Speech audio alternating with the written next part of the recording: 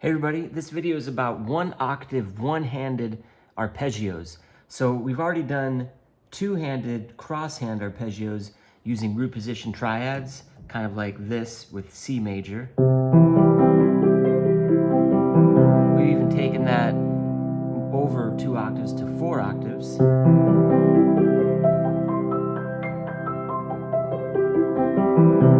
And we've tried it in different positions like D.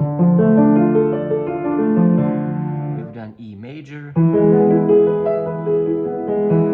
So you can do that two-handed cross-hand arpeggio with any triad, it doesn't matter. So remember that an arpeggio is just taking any chord and breaking it up into a consecutive note pattern. So it doesn't matter what the chord is, if you play the notes in succession, that's an arpeggio. So that is a C major arpeggio. Now we're going to learn how to do one-octave arpeggios using one hand, which is going to give us a technique eventually to do one-handed arpeggios up and down the piano.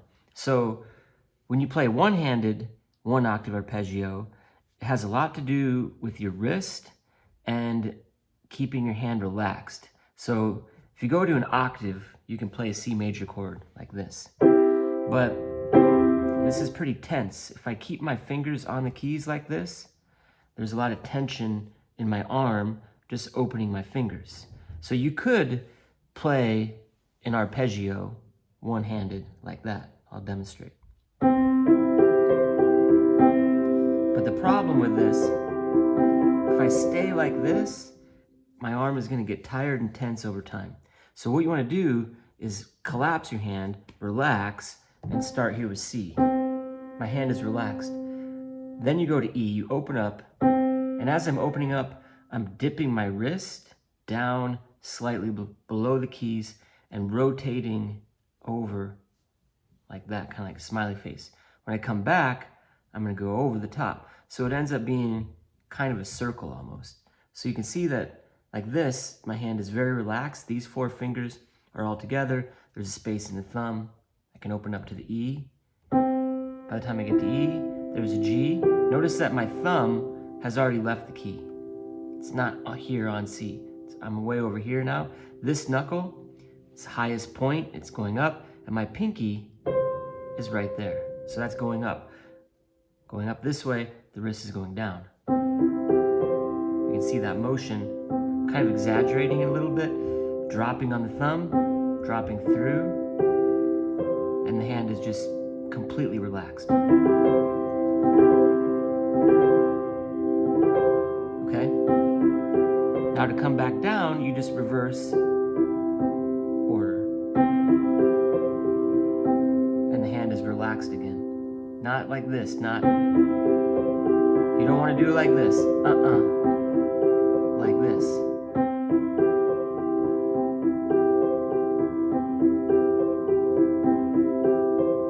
So you have a nice, relaxed motion through the keys and back around. And then it doesn't matter where you go. If you go to D, same technique. E, F. You can try all the white keys from C to C. Even B, that's going to give us that diminished sound. And back to C. You could even try minors, like C minor. You can put E flat in the middle.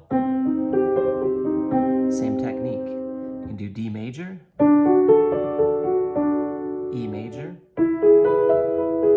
It doesn't matter what arpeggio you use or what chord you use, the technique remains the same for that one-handed arpeggio. So in the book on page 98, we have the arpeggio exercise where we go up and down 3 times. So be something like this. And over to D.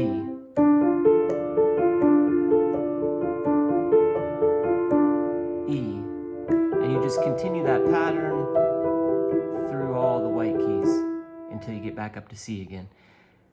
You can make up your own too. It doesn't matter. You can play it as many times as you want, up and down, using that arpeggio. But the key is to make sure that you're staying relaxed. You're not stiff like this. Relax. Okay? Anytime you stop, you hit a note that you pause on. Here, just relax. Everything comes back in and wrist goes down, nice and relaxed. Okay, so the left hand, same idea.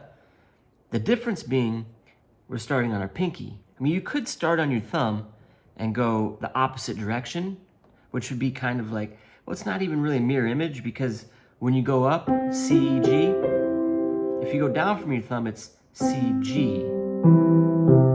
Because of the positioning of the hand, let's start down at the pinky. We're gonna use our fourth finger, not our third finger. Notice when I go to my third finger, it creates this tension right here, and it also creates tension really bad getting up to my thumb. Like if I keep my third finger on E, by the time I get to my thumb, I could feel a lot of tension right here. If I turn this knuckle up, look where my fourth finger is. Like completely relaxed, that fourth finger is on E.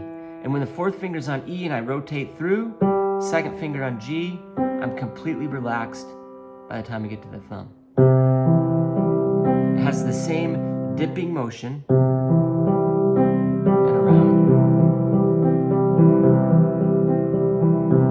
You can go the other direction. If you go the other direction, you dip and over. So you always start with your dip and then come over. It's not like, I don't start going over and then the dip. I don't know, that feels awkward. To me, it's like start with a dip. But if I go the other way, start with a dip. So on page 99, the same exercise, but we do start in our thumb. And it's relaxed, like the thumb is opposable, so having the second finger on G is completely relaxed. You know, maybe on A, somewhere in there, but then you go right into it. But the thumb, again, it leaves.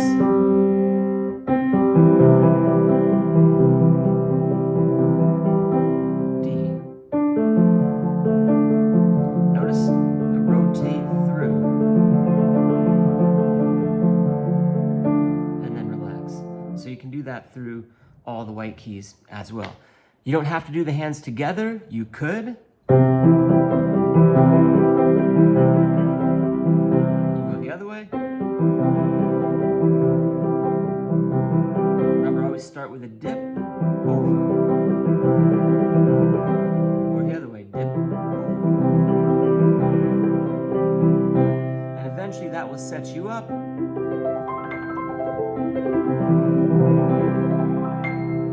for a one-handed arpeggio over one octave. So there you have it, one-handed, one-octave arpeggios.